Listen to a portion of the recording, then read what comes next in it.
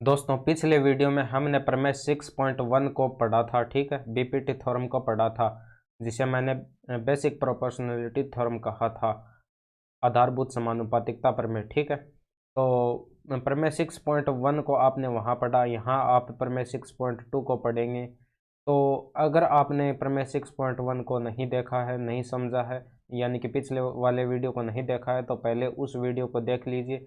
उसका लिंक मैं नीचे डिस्क्रिप्शन में दे दूंगा, वहाँ से आप इसको समझ लीजिएगा। ठीक है, क्योंकि उसको समझे बिना ये प्रमेय 6.2 जो है आपके समझ में नहीं आने वाली है। प्रमेय 6.2 है बिल्कुल उसकी अपोजिट है, बिल्कुल उसका विलोम है, यानी कि प्रमेय 6.1 जो कह रही थी उसका बिल्कुल उल्टा इसके अंदर है। ठीक है, उसके अंदर जो दिया था वो हमें यहाँ पर सिद्ध करना है, और इसके अंदर जो सिद्ध करना है उसके अंदर हम दिया है में लिखे थे। ठीक है, तो आपको प्रमेय 6.1 को पहले वहाँ पर जाकर देख लेना है, और यहाँ पर अब हम शुरू करने वाले हैं प्रमेय 6.2 को। ठीक है, तो प्रमेय 6.2 का आप यहाँ पर कथन समझिए।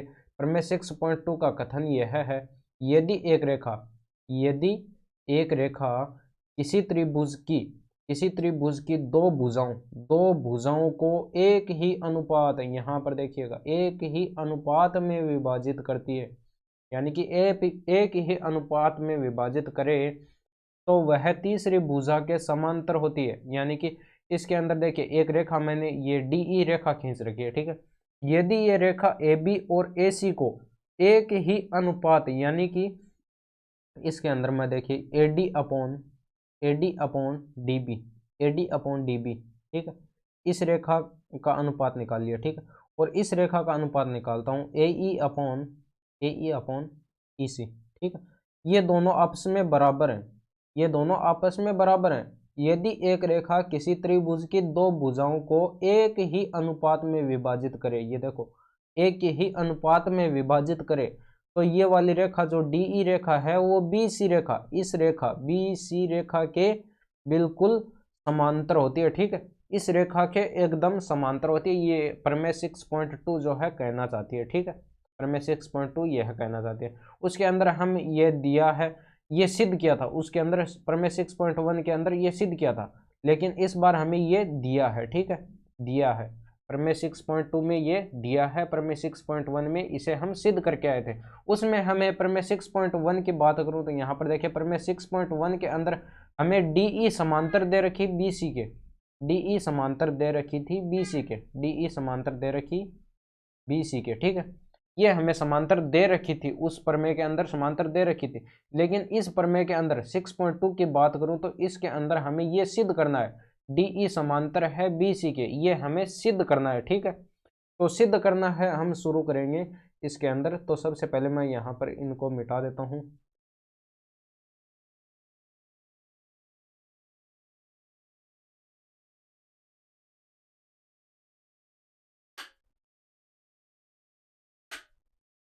ठीक है, इसकी उपपत्ति हम शुरू करते हैं। इसकी उपपत्ति मैं यहाँ पर शुरू करूँ, उपपत्ति, तो उपपत्ति के अंदर सबसे पहले हम लिखते हैं दिया है, दिया है, क्या दिया है हमें, दिया है एक रेखा डीई, एक रेखा डीई दे रखी है, जो रेखा ए बी और ए सी को एक ही अनुपात में विभाजित करती है। तो दिया है के अंदर मैं कुछ इस तरह से लिखूंगा, त्रिभुज ए बी सी में, त्रिभुज ए बी सी में, ए बी सी में एक रेखा डीई, एक रेखा डीई इस प्रकार है कि, इस प्रकार, इस प्रकार है कि इस त्रिभुज ए बी सी के अंदर एक रेखा डीई इस प्रकार है कि A D upon D B निकालूं बराबर ए ई upon E C, A E upon ई सी निकालूं, तो ये दोनों आपस में बराबर आएंगे, यानी कि एक ही अनुपात में ये रेखा विभाजित करती है इन दोनों भुजाओं को। ठीक है, ये रेखा एक ही अनुपात में विभाजित करती है इन दोनों भुजाओं को। ठीक है, ये हमें दिया है। और दूसरी बात हम लिखते हैं सिद्ध करना है, सिद्ध करना है। सिद्ध करना है। तो ये दिया है और सिद्ध करना है तो आपको कथन में ही दिए रहते हैं, इनको लिखना कोई ज़्यादा बड़ी बात नहीं है, ज़्यादा कठिन नहीं है, इनको बिल्कुल आसानी से लिखा जा सकता है। यदि एक रेखा किसी त्रिभुज की दो भुजाओं को एक के अनुपात में विभाजित करें, यानी कि ये तो हमें दिया है, तो वह तीसरी भुजा के समांतर होती है। पर मैं जब कहती है हमें ये होता है, ये होती है, तो वो हम सिद्ध करना के अंदर डाल देते हैं। तो वह तीसरी भुजा के समांतर होती है, यानी कि DE रेखा BC के समांतर होती है। ये हमें इस बार सिद्ध करना है, ये सिद्ध करना है में डाल देते हैं, ठीक है। DE समांतर है, DE समांतर है BC के, ठीक है। ये सिद्ध करना है के अंदर डाल दिया। उसके बाद हम इसको सिद्ध करने के लिए कुछ रचना करते हैं। तो वो रचना मैंने क्या की है, रचना के अंदर देखिए, बिंदु D से एक रेखा खींची, कुछ इस तरह से खींची, ठीक है। ध्यान से देखिएगा, बिंदु D से एक रेखा खींची है, ठीक है। अब ये रेखा जो है BC के समांतर खींची है मैंने, ठीक है। मान लेना कि BC के समांतर है ये रेखा, ठीक है। DE डैश, इस बिंदु को नाम दे देता हूं मैं E डैश, ठीक है। E डैश नाम दे दिया, ये नई रेखा जो है DE डैश है। तो ये सब कुछ मैं रचना के अंदर डाल दूंगा, रचना के अंदर डाल दूंगा। तो रचना के अंदर लिखेंगे हम, रचना हमने यह की है कि भुजा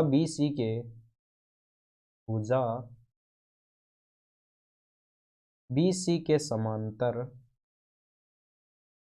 भुजा BC के समांतर रेखा DE डैश खींचने पर, DE डैश खींचने पर, ठीक है। ये मैंने रचना लिख दी, खींचने पर। अब देखिए हमें प्रमाण क्या मिला, ये इसके अंदर प्रमाण क्या मिला वो डाल देते हैं हम। प्रमाण के अंदर प्रमाण लिखते हैं, प्रमाण। अब ये रेखा खींची जब है हमने प्रमेय 6.1 से, अब आप देखिए ये रेखा मैंने DE डैश खींची है इस BC के समांतर। तो प्रमेय 6.1 के अनुसार ये जो रेखा DE डैश खींची है, इसके अनुसार AD अपॉन DB बराबर AE dash upon E dash C आपस में बराबर होंगे। इसीलिए मैंने आपको कहा था कि प्रमेय 6.1 पहले पढ़ के आइए। प्रमेय 6.1 यदि आप पढ़ लोगे तो यहाँ पर प्रमेय 6.2 आपको बिल्कुल समझ में आएगी, नहीं तो आपको ये प्रमेय समझ में नहीं आएगी, ठीक है। तो इस चित्र को मैं थोड़ा सा नीचे ले आता हूँ क्योंकि ये हमारे आगे काम आएगा। तो इसको मैं यहाँ से उठाकर और नीचे ले आता हूँ, यहाँ पर रख देता हूँ, ठीक है। अब देखिए प्रमाण के अंदर लिख रहा हूँ मैं, प्रमाण के अंदर देखिए, अतः प्रमाण AD अपॉन, प्रमाण के अंदर AD upon DB, AD upon DB बराबर AD अपॉन DB, ठीक है। और AE डैश, यहाँ पर देखिए AE डैश और E डैश C, इन दोनों का अनुपात, यहाँ पर AE dash upon E dash C upon E dash C, ठीक है। ये दोनों मैंने यहाँ पर कैलकुलेट किए, ये दोनों आपस में बराबर होंगे। AD अपॉन DB बराबर होगा AE dash upon E dash C के। कारण ये क्योंकि हमने ये रेखा DE डैश जो है इस BC के समांतर खींची है, और जब ये रेखा इसके समांतर है तो अन्य दो भुजाओं को एक के अनुपात में विभाजित करती है। यह प्रमेय 6.1 के अंदर पढ़ा था हमने, ठीक है। तो यदि आपने प्रमेय 6.1 को नहीं देखा है तो पहले उसे जाकर देखिए, नहीं तो ये प्रूफ आपको समझ में नहीं आएगा। बार बार कह रहा हूँ मैं, ये प्रूफ आपको समझ में नहीं आएगा। और मैं यहाँ पर कारण में लिख देता हूँ BPT से शॉर्ट में लिख देता हूँ, ठीक है। अन्यथा आप यहाँ पर ऐसे भी लिख सकते हैं प्रमेय 6.1 से, या फिर आधारभूत समानुपातिकता प्रमेय से, या फिर इंग्लिश में लिखे तो बेसिक प्रोपोर्शनलिटी थ्योरम, ठीक है। तो कारण में आप ये डाल दीजिएगा। और इसके बाद देखिए, इसके बाद मैं इसके अंदर करूँगा, देखिए यहाँ पर ऊपर मैंने दिया है लिखा था। इसको एक बार के लिए आप यहाँ पर देखिए समीकरण 1 देकर छोड़ दीजिएगा, ठीक है। समीकरण 1 देकर छोड़ दीजिएगा, यहाँ पर मैं इसे काम में लूँगा, ठीक है। अब काम में मैं इसको यहाँ पर इस तरह से लूंगा कि A D upon D B बराबर है E dash upon E dash upon E dash C के, ठीक है, इसके बराबर है। और पर समीकरण एक के अंदर देखिए A D upon D B इसके बराबर है, यानी कि ये दोनों भी आपस में बराबर होंगे। तो A D upon D B की जगह मैं ए ई अपॉन ई सी रखूंगा, ठीक है, इसकी जगह ये वाला मान रख दूंगा, ठीक है, समीकरण एक से। तो ए ई upon E C, A E upon ई सी बराबर आएगा मेरे पास A E dash upon E dash C, ठीक है।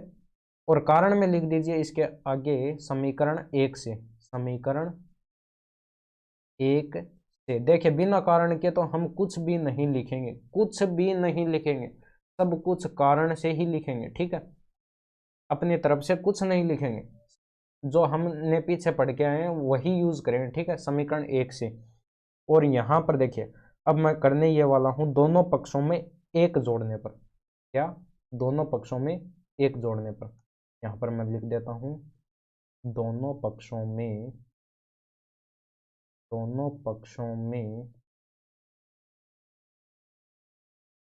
एक जोड़ने पर,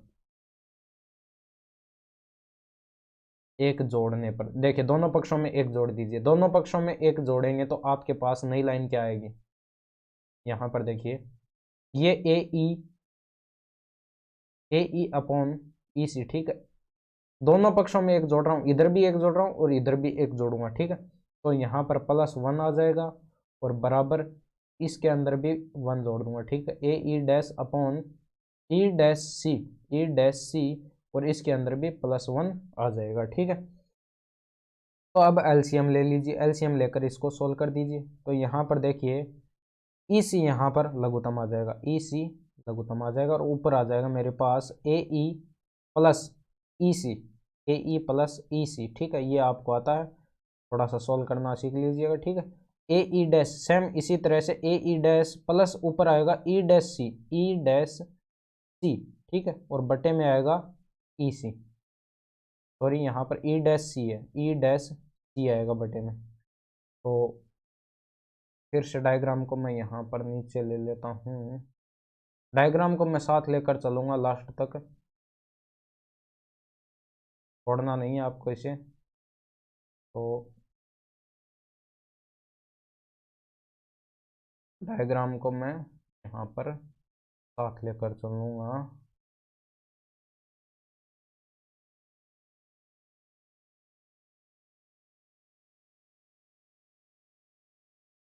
ठीक है। तो अब देखिए यहाँ पर डायग्राम के अंदर देखिए, डायग्राम के अंदर यहाँ पर देखिए ए E plus E C, A ई यहाँ पर ई तक जाइए, ए ई और प्लस ई सी, प्लस में आ रहा है ई सी, इसके अंदर जोड़ दीजिए ई सी, टोटल कितना हो गया, ए सी हो गया टोटल, ए ई के अंदर मैंने जोड़ दिया ई सी, ठीक है, तो टोटल मेरे पास कितना हो गया ए सी। तो ऊपर ए ई प्लस ई सी की जगह रखूंगा मैं ए सी और बटे में है मेरे पास ई सी, ठीक है। इसी तरह से इधर देखिए यहाँ पर A E dash plus E dash C, A E dash यहाँ पर इस बार ई डैश तक आई है, ठीक है, A E dash plus E dash C plus E dash C, यहाँ पर देखिए ई डैश सी, यानी कि टोटल कितना होगा, ये भी हो गया हमारे पास ए सी और बटे में क्या चल रहा है ई डैश सी, ठीक है, ई डैश सी है। तो अब यहाँ पर देखिए ए सी से ए सी कैंसिल होगा, ए सी से ए सी कैंसिल होगा, ए सी से ए सी, ठीक है, ए सी से ए सी कट गया, ऊपर आ गया हमारे पास 1 तो मेरे पास नई लाइन क्या आई 1 अपॉन ई सी बराबर 1 अपॉन ई सी, ठीक। ये किसी को समझ में नहीं आया कि ए सी से ए सी कैसे कैंसिल हो गया, तो वो आप थोड़ा देख लीजिएगा, ये मैथ की कैलकुलेशन है, इसके अंदर ये ए सी एक के गुणे के अंदर मान सकता हूँ और ए सी को मैं इधर लाऊंगा तो भाग में आएगा, यानी कि ए सी के बटे में आएगा ए सी, तो ए सी से ए सी वैसे कट जाएगा, ठीक है, यहाँ पर मैंने इसको डायरेक्ट कट कर दिया, ठीक है। अब देखिए अब आप यहाँ पर क्रॉस गुणे करा सकते हैं, क्रॉस गुणा करा सकते हैं, वो क्रॉस गुणा आप कैसे कराएंगे देखिए,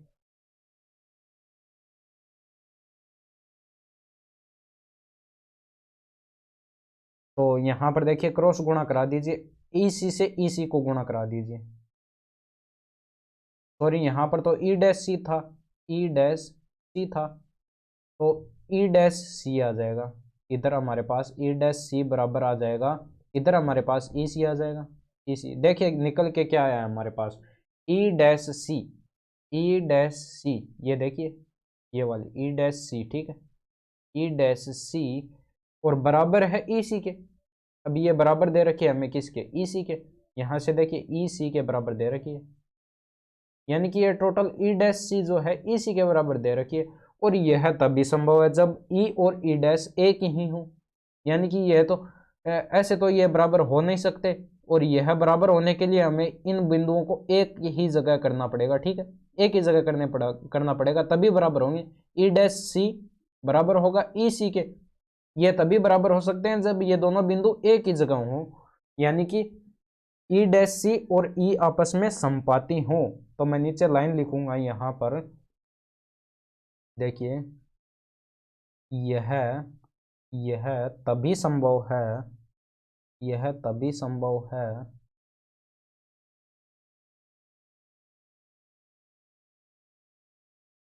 जब E व E डैश समपाती हो। संपाती का मतलब एक ही जगह हो, ठीक है, संपाती हो, ठीक है। तो अतः हम लिख सकते हैं, यानी कि ये तो हमने E dash C D E dash क्या मानी थी, इसके समांतर BC भुजा के समांतर मानी थी, और ये बिंदु हमने सिद्ध कर दिया है कि ये बिंदु E के ऊपर ही है, यानी कि ये हमने इसके समांतर मानी थी रेखा BC के, वो DE के ऊपर आ चुकी है अब रेखा, ठीक है। ये जो हमने समांतर मानी थी वो रेखा अब इसके ऊपर आ चुकी है, ये हम सिद्ध कर चुके हैं, ठीक है, ये सिद्ध कर चुके हैं। तो अब हम लिख सकते हैं अतः